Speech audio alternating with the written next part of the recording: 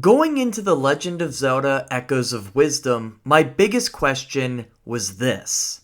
Did they find a way to maintain the creative gameplay of Tears of the Kingdom while miniaturizing it to fit this top-down style? The trailer certainly suggested it.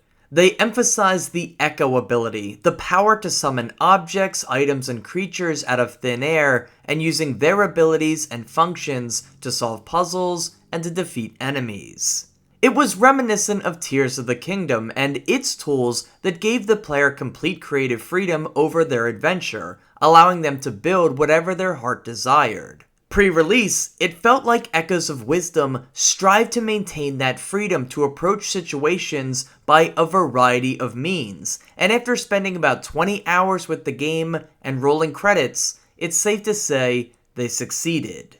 Much of the complexity of the previous Zelda game has been lost in translation, but that was to be expected when replacing an open world with a grid. It is impressive then that Echoes of Wisdom captures the spirit of those incredible systems without as much mechanical depth. It isn't going to provide hours of incredible freeform adventure, but instead a cozier journey through small-scale Hyrule. At the same time, this game's biggest point of differentiation from other Zelda games is, of course, that you play as the princess instead of Link. The reveal trailer did a fantastic job of presenting this moment, twisting our expectations and providing the series with something new. While I don't think the impact of this decision is felt much narratively, it does lead to a different sort of Zelda experience, one focused more on long-range combat versus the traditional close-quarters affair. It allows Zelda to have her own style of exploration and combat while still maintaining the traditional format of the series. You know, travel the overworld, find dungeons, solve puzzles, beat bosses, and upgrade your arsenal and skills along the way. Those core tenets of Zelda gameplay have been maintained, and if you find yourself getting fatigued of what's come before, Echoes of Wisdom will provide something new without losing sight of what's most important to this series. If you've played the Link's Awakening remake, the structure of Echoes of Wisdom will feel immediately familiar. After taking control of the princess, you're dropped into Hyrule once more, rich with all the locations you've come to know and love: Gerudo Desert, Kakariko Village, and the Zora Domain. Yup, they're all here, alongside the other usual suspects. And of course, those areas and villages are all full of the standard Zelda races: the Gorons, the Zora, the Gerudo, and the Dekus, although surprisingly the Rito are nowhere to be found. The overworld is comprised of their territories, but also plenty of wildlands filled with monsters to fight, treasure to uncover, caves to explore, and items to find. You're free to go almost anywhere you want after finishing the opening tutorial, and it helps maintain the series' strong emphasis on exploration. If you're keen on starting the story, go ahead, but if you want to explore and find heart containers or new echoes to use, then you're free to do so. There's some areas that aren't accessible in the opening hours, but a large portion of the world is. While I appreciated the freedom to explore, I can't help but to feel that the overworld was on the boring side. Combat encounters feature decent enemy variety, but since you're often railroaded into a hands-off approach to fights, they don't hold a lot of interest after a few bouts. Without the support of a dungeon or puzzle to accompany them, fights in the overworld are begging to be skipped. You can of course stumble into some side quests as you explore too, but many of these feel extremely bare bones. They often task you with simple ideas, like summoning a specific echo, making a certain number of smoothies, or finding an item or NPC. The side content is particularly disappointing in this regard, as their simple gameplay is not offset by any sort of narrative impact. It's not like the side quests bring you face to face with interesting characters or social dilemmas. No, it's just incredibly basic stuff. The only thing that captivated me while exploring the overworld were the caves that often contained a few puzzle rooms. However, even these weren't that great because the rewards were often stale. They included items you can already get by defeating enemies or rupees, of which I had plenty. Occasionally, you might receive a new piece of gear, which were exciting, particularly the one that doubles Zelda's jump height. It was like a cheat code for many dungeon puzzles. Anyway, overall, the overworld is fine. Great structure and full of iconic locations, but it lacked the content to make it interesting, dynamic, or really fun to explore. It's good then that the game features many dungeons, as almost half your playtime will be spent within them while focusing on the main story.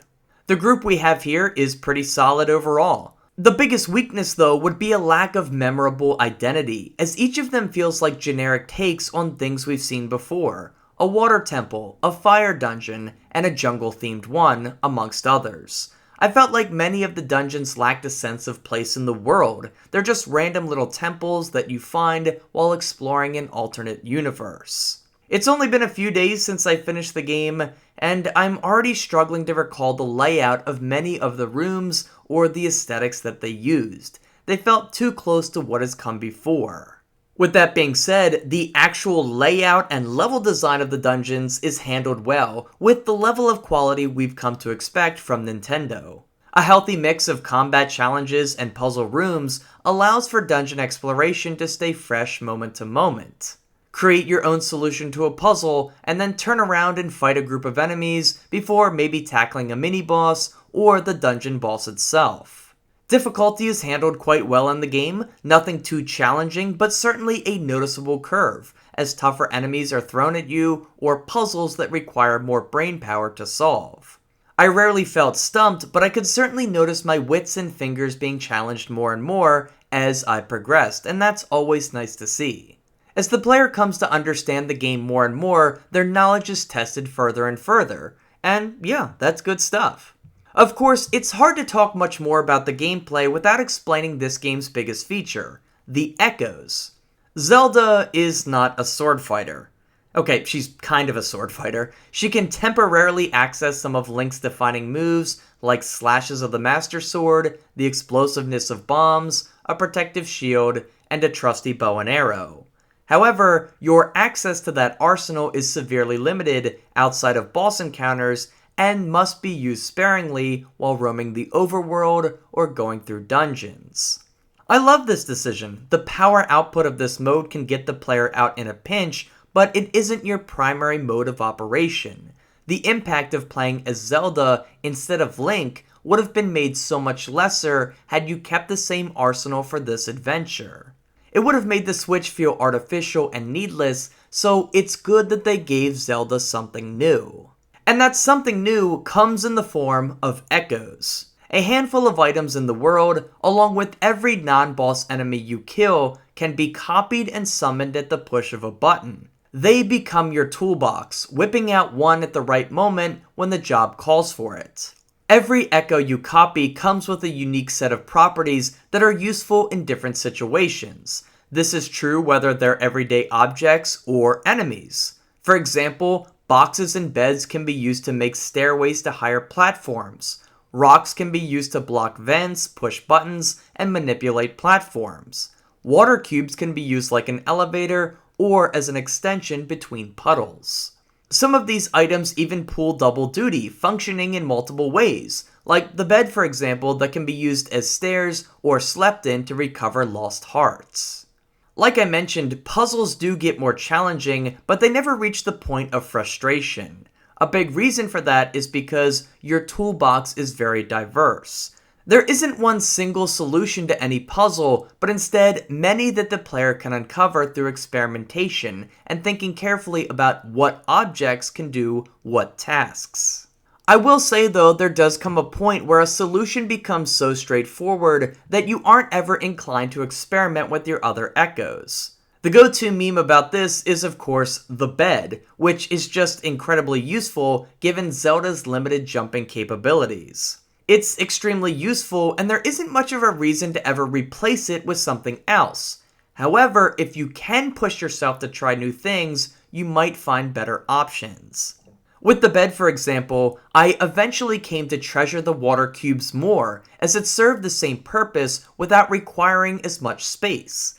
I love that discovery, and I wish the game found more ways to push the player to try new things. Luckily, you can mix and match echoes so long as you have the mana to summon them. As you play and defeat more dungeons and close more rifts, you can unlock more points to summon with, as well as cheaper costs for some of your echoes, and that's great. And a lot of this also applies to enemy echoes as well. Defeating them in combat once allows you to add them to your army. The more powerful ones cost more mana, while weaker ones can be spammed out. Early in the experience, I loved summoning a platoon of Octoroks who acted like mini turrets, constantly pelting my enemies with a barrage of rocks. And later on, I found a super strong goblin dude in the Lost Woods who did a ton of damage. He became my go-to hard hitter, especially when I realized he swings his sword instantly upon being summoned. I spammed him a lot in the later stages of the game to take down tough bosses and waves of foes. Again though, this is evidence of the gameplay's biggest pitfall: dominant strategies. Eventually, the player finds what works and isn't incentivized to try anything new. Why summon a weaker Lizzle foe when my goblin bro here is destroying everything? The game struggles to come up with answers to questions like this, as only self-imposed challenge rules designed by the player can stop it. I will say though that this problem is more apt to the objects and the items rather than the creatures you can summon. That's because creatures come in three forms: land, water, and sky. It doesn't matter how strong my blue dude here is if the foe is way above his head or sunk deep down below the water's surface. This forces the player to change up their strategy, and I felt this as I continued to play. The Octorok army was eventually replaced with a battalion of these birds. Every time I came upon an aerial threat, I just sent them out to attack with numbers. That was fun, and the same applied for the time Zelda went undersea. Sharks proved to be particularly useful in these moments, chomping away at anything that was swimming after me with ill intent. And of course, just like the objects, some enemies even have multiple functions, like the Ignazole that could light things on fire, or the Bombfish that could break walls and blocks. So while some fighters are better than others, certain enemies will require the player to break up their play patterns, which alleviates staleness, and that's a good thing. I wish puzzles and navigation found more ways to make me do the same thing. Overall though, it was fun, and having the freedom to choose which tools I wanted to use and not use reminded me a lot of Tears of the Kingdom, albeit on a much smaller scale. If you're all about progress, then yeah, use the dominant strategy, but if you want to experiment, nothing is holding you back. It's fortunate that Zelda's playstyle is such a departure from Link's, because when it comes to the narrative, swapping out the hero for the damsel doesn't carry much weight. What seemed like a shocking reveal in the first trailer turns out to just be that and nothing else. A surprise, oh shit, that's cool moment that subsides rather quickly. Zelda is defined by her gameplay far more than her portrayal as a character. To be fair, this seems pretty on brand with the minimalized Zelda stories we've seen since the Switch's release, but I can't help but to feel an opportunity was missed. Zelda swaps out her arsenal, but remains the same courageous and brave hero that Link has always been, devoid of anything that really makes her stand out on her own. The tale here begins like the end of any other Zelda tale. Link in hot pursuit of a kidnapped Zelda, attempting to thwart Ganon's evil plan of destruction. Things play out differently this time though, when Ganon's defeat doesn't spell the end of chaos. Instead, a giant rift appears, and as Link is sucked into it, he launches an arrow to free the trapped princess. Ganon may have lost, but it's clear a darker force is at work here, and with Link missing, it's up to the Princess of Hyrule to save the day.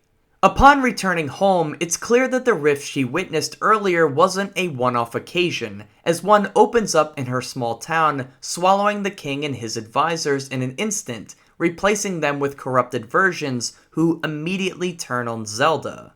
After a daring prison escape in which she meets an otherworldly entity called Tree, or Tri, and being granted magical powers, Zelda is free to explore the overworld and close other rifts, opening up throughout the countryside. This is where the overall structure of the title is revealed. Go to an area, meet a new race, help them with some squabbles and problems, and then venture into their land's biggest rift and closing them after conquering dungeons and bosses. Rinse and repeat a few times, and that's your story. While it is well paced, I must admit that the predictable nature of the story, paired up with the uninteresting characters you meet along the way, did leave me rather uninvested when it came to following along with the story. It's a basic plot-heavy tale that we've seen play out time and time again. Swapping out Link for Zelda does not change that. To be honest though, the story bits unrelated to helping the other inhabitants of the world did fare better. The beginning was solid, setting up a lot of intrigue. Saving the king as well as Hyrule Castle Town provided a spark of energy during the middle portion of the game, and the ending dungeon was by far my favorite. I won't spoil it in detail here, but its puzzles feel unlike anything else in the game given how you're meant to solve them, along with the new final boss. These were solid moments that were overshadowed by the repetitive and unoriginal structure of the other bits. In the end, this is your classic Zelda story with a few new wrinkles like a protagonist and villain swap. It's serviceable and on brand for the series, if not a little disappointing for not spicing things up too much, especially when given a prime opportunity to do so with Zelda leading the charge. Luckily, a really great art style picks up some of the slack. No matter if you're in a lava cave or an icy mountain, in thick jungles, wandering through piles of sand, visiting a town, or engulfed in a rift, everything comes off as charming stylistically. I've never been a huge fan of the chibi art style personally, but I can't deny that this is the best interpretation of that format that I've personally played. The way a breeze moves the trees, or how characters celebrate every time you close a rift, or how cohesive everything looks despite the different biomes, it just looks good and contributes to an impressive display. The only knock against it would be the blur effect that engulfs the edges of the world in almost every instance. I wasn't a fan of this, but I will admit I got used to it after a few hours. On the music end, I didn't find it to be too impressive, nothing that really stole the show or amazed me. Same goes for the sound work, a lot of basic sounds that serve their purpose without being too spectacular. In terms of the UI, we have a solid HUD that doesn't get in the way too much, but I will admit that some menus were a bit frustrating. Somehow, shuffling through my available echoes never got tiresome even as the toolbox continued to grow. I think that's going to be subjective though, and it may get old to some players, constantly having to shuffle through this menu. At the same time, I did enjoy uncovering the map piece by piece. Usually, I'm against hiding the map in games, but the world is small enough that uncovering it all feels reasonable without being tedious. But I will say, one thing that really annoyed me was how the game handled smoothie vendors. These are NPCs scattered throughout the world that act as the game's cooking system. You give them 2 ingredients and they turn it into a smoothie with various effects depending on what you put in. It's a fine system, but you can only make 1 smoothie at a time, which became monotonous as I loaded up on them before tackling dungeons or when my stock got low. That was frustrating. Let me make like 10 at a time. Overall though, I think the team did a good job with presenting this game in an appealing way. Nothing too special, but it's cohesive, and it definitely contains that level of Nintendo polish, as I encountered no real bugs or glitches or performance issues outside of the occasional frame rate drop. I'm willing to overlook those though, given the Switch's pretty ancient hardware at this point. So what's the verdict then? Is Echoes of Wisdom worth a purchase? I'd say the answer is yes, although personally I'd recommend waiting for a sale if possible. While it's impressive that the team was able to maintain some of the creative freedom from Tears of the Kingdom and translate it to a completely different style of game, it's clear that it's not quite as robust a package. And that's fine, but it is a little bit lesser.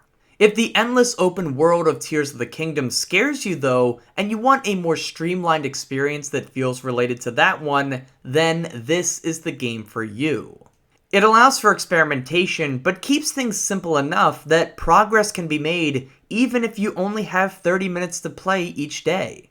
The echoes are a fun new inclusion that can be mixed and matched until you find your favorites, whether they be everyday objects or creatures that can do battle for you. Zelda as the protagonist ends up falling a little flat, even if it is a cool idea at the surface level. Outside of an awesome last dungeon, the swap to the princess holds very little narrative weight.